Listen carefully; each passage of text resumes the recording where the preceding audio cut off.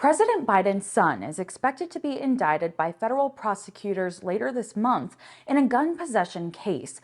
The news comes less than a month after the DOJ appointed a special prosecutor to investigate Hunter Biden after a plea deal fell apart. Serena Marshall has the new details.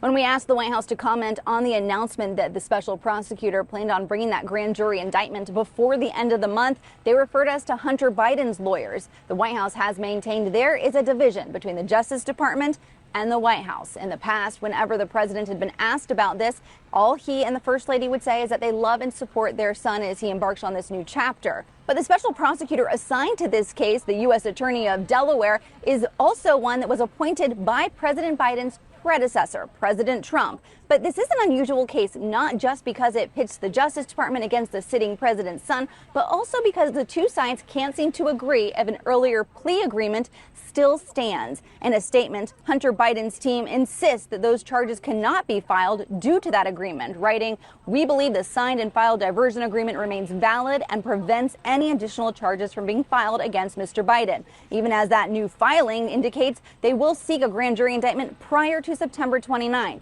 But let's back up a little bit. There are a couple of cases against Hunter Biden right now. First, tax charges and those gun possession charges when prosecutors say he lied on a federal form by stating he was not using drugs at the time.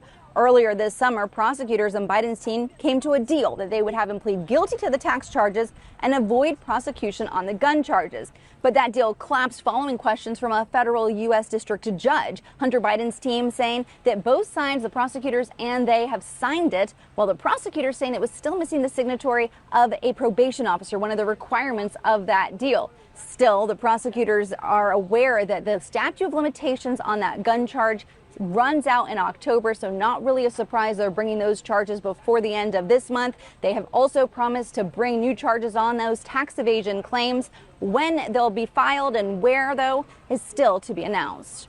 Serena Marshall, Scripps News, Washington.